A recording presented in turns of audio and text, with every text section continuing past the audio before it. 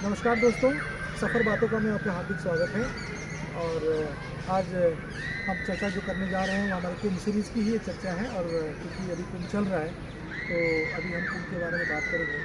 पिछले एपिसोड जो हमने कुंभ के ऊपर बनाए हैं आप जाकर देख सकते हैं और वहाँ से अलग अलग तरह की जानकारी हासिल कर सकते हैं।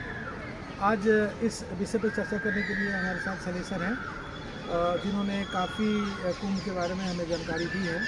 और मैं आशा करता हूँ कि हमारे दर्शक इस जानकारी से काफ़ी लाभान्वित हुए होंगे, जानकारी प्राप्त किए होंगे और अपने कुंभ की यात्रा को वैसे ही प्लान कर रहे होंगे।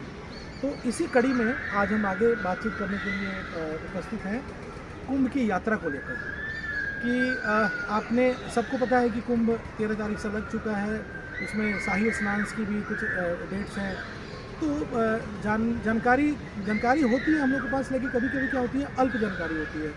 हमें नहीं पता होता है कि अगर हमें किस दिन स्नान करना है, कब जाना है। स्नान को लेके भी बहुत सारे भ्रांतियाँ होती हैं कि कब स्नान करें, कब ना करें, किन के साथ स्नान करें, किन के साथ स्नान ना करें। इन्हें सारी बातों को आज इस वीडियो के माध्यम से आप तक पहुंचाएंगे ताकि और कोशिश करेंगे कि आपको ज़्यादा से ज़्यादा लाभ मिल सके। सर, जैसे कि कुंभ चल रहा है और हमने बहुत सारे एपिसोड भी बनाए कुंभ के ऊपर, आपने बहुत अच्छी अच्छी जानकारी भी हमारे दर्शकों को दी है।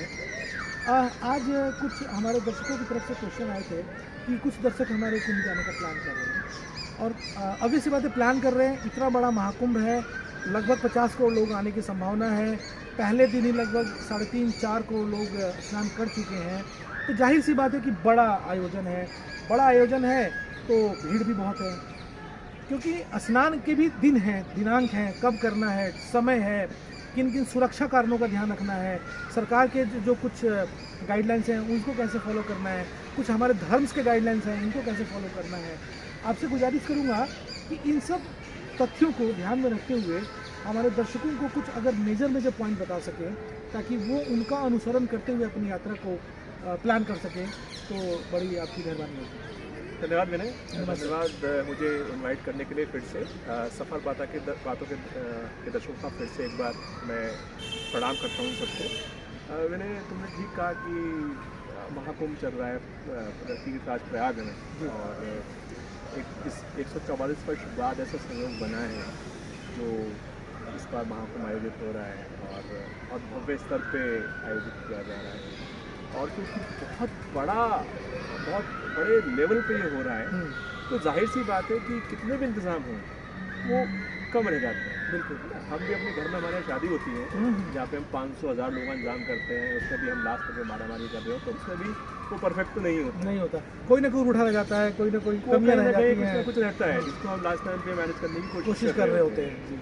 तो सरकार ने बहुत बड़े पैमाने पे इसकी व्यवस्था की है और उन्हें सही कहा कि ऐसा अनुमान लगाया जा रहा है कि करीब 50 करोड़ लोग आएंगे महाकुंभ में। बट मुझे लगता है ये आंकड़ा कहीं ना कहीं अच्छे नंबर से क्रॉस करेगा। उसका कारण ये है कि अभी तक आज हम 18 तारीख में बात कर रहे हैं और 13 जनवरी से जैसे शुरू हुआ है 18 तारीख तक लगभग 10 करोड़ लोग आ चुके हैं। अच्छा, और अभी ये 45 दिन चलना है और ये तो अभी 40 दिन है, फरवरी तक चलेगा। तो अंदाजा लगा रहे 10 करोड़ लोग आज तक हो चुके हैं। तो ये जो 50 करोड़ का एक आंकड़ा लगाया जा रहा था तो वो कहीं ना कहीं बीट होने वाला है। कुछ लोग जो पहले से प्लान कर चुके थे वो 10 करोड़ लोग आ चुके हैं। इस दौरान भी लोग प्लान करते हैं और ग्रेजुअली ऐड ऑन होता रहता है। तुम बात कर रहे हो जो लोग प्लान करते हैं, बट एक बहुत बड़ा नंबर ऐसा है जो अनप्लान्ड होता है। वो बैग उठाएगा चल देगा। बैठे बात हुआ कि हम उन्हीं की बात करने जा रहे हैं सर, कि जिनका अनप्लान्ड है वो किन किन बातों का ध्यान रखें वहाँ जाए वो। और बहुत सारे सवाल ऐसे आ रहे हैं कि ये मैंने जैसे कहा 10 करोड़ लोग आ चुके हैं तो कई जगह सवाल उठाए जा रहे हैं कि ये गिनती कैसे हो रही है। उनको ऐसा कोई सिस्टम तो है नहीं।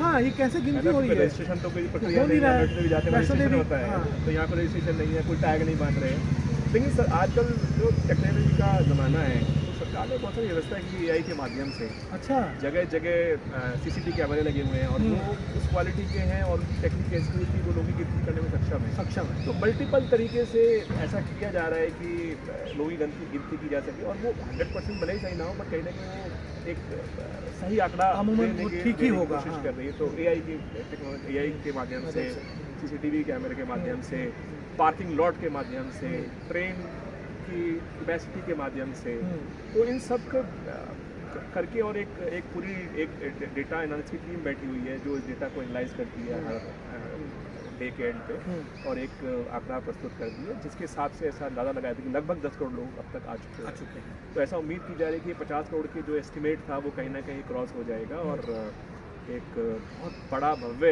आयोजन हो जाएगा। और ऐसा कहा जाता है कि महाकुंभ विश्व का सबसे बड़ा धार्मिक आयोजन होता है ना, तो हम उसी दिशा में अग्रसर हो रहे हैं।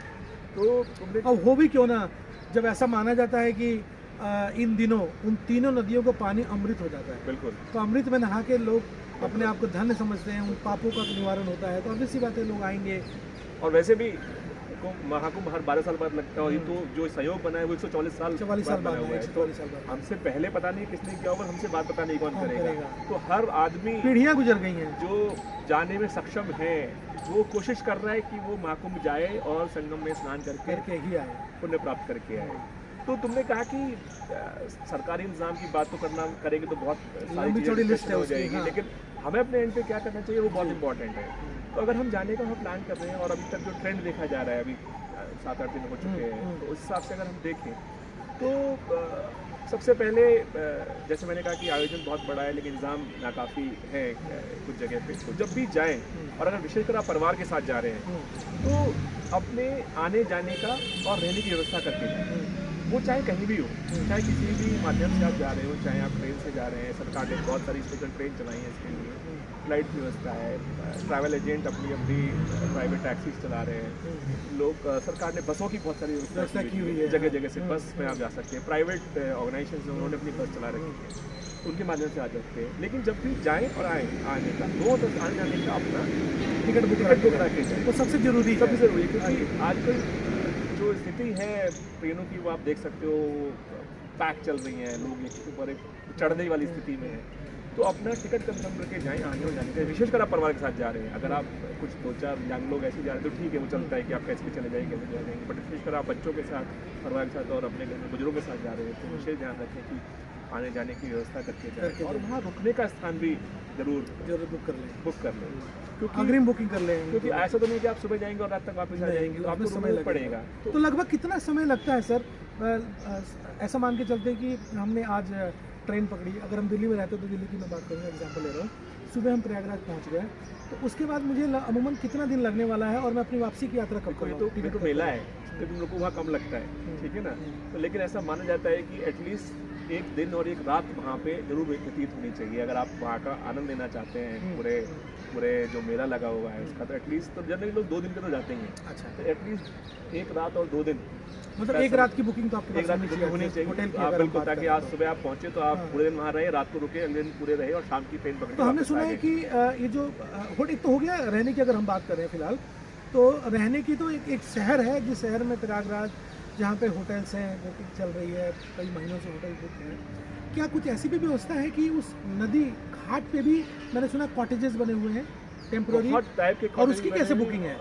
उसकी बुकिंग ऑनलाइन भी हो सकती है, ठीक है ना, लेकिन वो बहुत एक्सपेंसिव भी है। अच्छा, मेले के दौरान अगर देखा जाए तो काफ़ी एक्सपेंसिव है। तो वो डिपेंड करता है किसी का बजट कितना है, जिसका जैसा बजट है वैसा वो अपने लिए इंतजाम कर सकता है। मतलब वो भी एक व्यवस्था है, बहुत सारी व्यवस्था है रहने की। और अगर आप परिवार के साथ जाएँ तो कोशिश करें कि जो विशेष स्नान है या शाही स्नान है उन पे ना जाएं, कोशिश करें अवॉइड करें। अच्छा, कि वहाँ इतनी, जैसे हमने अभी 14 तारीख को मकर संक्रांति का शाही स्नान था, तो क्योंकि उस दिन सारे अखाड़े स्नान करते हैं जाती है और उनको ही वो दिया जाता है, प्रेफरेंस दी जाती है। तो उस दिन क्या है कि सारी व्यवस्था चरमरा जाती है।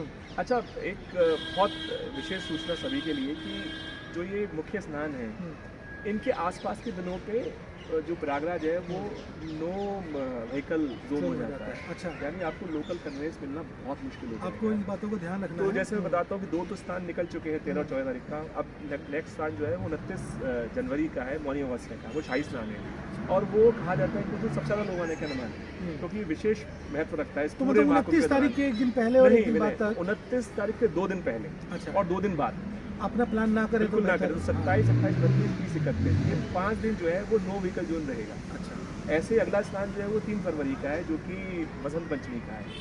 वहाँ पे एक दिन आगे दिन पीछे है, तो 2, 3, 4 स्नान है वो 12 तारीख का है, तो बच्चों और बुजुर्गों तो 11, 12, 13 और लास्ट है 26 तारीख का है, जो कि महाशिवरात्रि का है, 29 फरवरी। उससे भी एक दिन पहले और एक दिन बाद तक ये 2 व्हीकल जोन रहने वाला है। प्लान ना करें तो इन दिनों पे कोशिश करें, अवॉइड करें कि आप नहा ना जाएं, अदरवाइज आपको असुविधा हो सकती है। हो सकता है आपको किलोमीटर पैदल चलना पड़े, 1 किलोमीटर पैदल चलना पड़े, तो वहाँ जाने से बचें।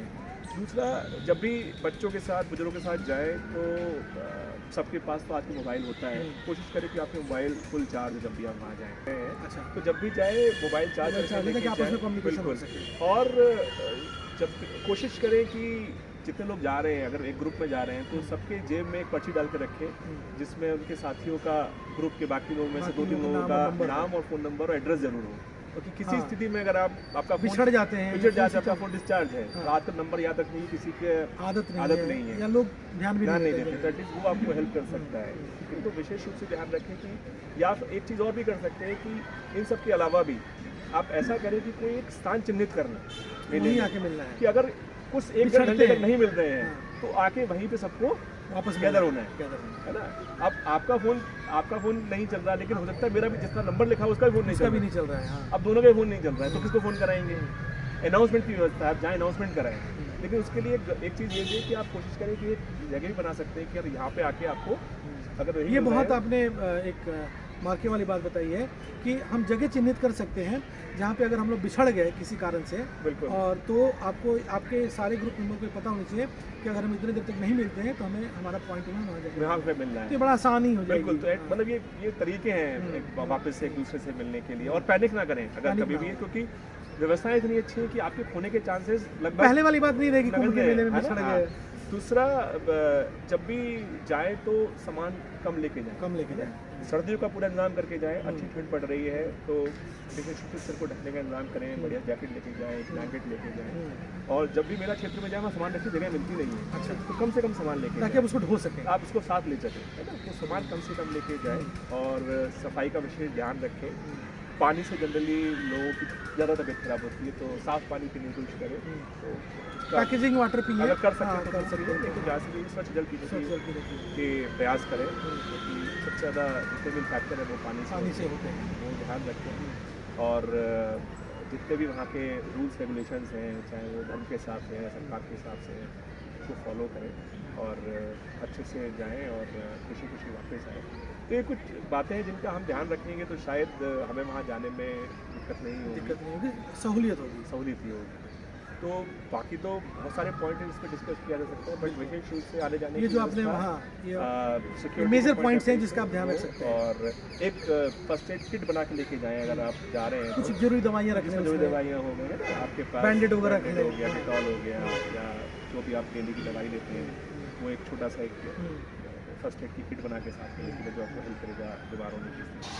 तो इन सब बातों का ध्यान रखें, ये छोटी छोटी बातें बट कई बार बड़ी इंपॉर्टेंट हो जाती है, वो भी इतने बड़े आयोजन में जाने के समय पे जहाँ पे कुछ भी संभव है। तो और विशेष रूप से एक चीज़ और है कि अगर कहीं आप मान लीजिए अपने ग्रुप से अलग हो गए हैं, तो लोगों को पहले से बता के रखिए कि बजाय अनजान आदमी से मदद मांगने के, वहाँ पे बहुत सारी प्रशासन से मदद लें, वहाँ पे वॉलंटियर्स हैं जो आपको अलग से दिख जाएंगे, वहाँ पे पुलिस वाले हैं, तो आप उनके पास जाएं, उनसे मदद मांगें। बिल्कुल, तो किसी अनजान मदद मांगने से अच्छा है किसी प्रशासनिक अधिकारी से या जो भी कर्मी से वहाँ मदद मांगी जाए, और वो बड़ा हेल्पफुल फायदेमंद होगा, और उनकी अकाउंटेबिलिटी भी है, ताकि अगर कहीं आप लोगों से अलग हुए तो आपको मिल जाए। बहुत बहुत धन्यवाद सर। और इतनी जानकारी के बाद इस मेले को लेके, इस महाकुंभ को लेके जो जानकारी सर ने दी, तो मुझे लगता है कि काफ़ी है। आप अपना प्लान कर सकते हैं, और हम तो चले कुंभ, आप कब प्लान कर रहे हैं कमेंट बॉक्स में बताइएगा, और अगर हो सके तो हम मिलेंगे कुंभ में। और बहुत बहुत धन्यवाद सर। धन्यवाद विनय। सारे दर्शकों को भी हमारा धन्यवाद। मैं सफल बाता के दर्शकों से कहना चाहूँगा कि ऐसा मौका बार बार नहीं आता है, 144 साल बाद आया है, आगे कब आएगा। तो अपने जीवन काल में इस मौके को ना खोएं, और कुंभ जा सकते हैं, महाकुंभ जा सकते हैं तो ज़रूर जाएं। बहुत बहुत धन्यवाद।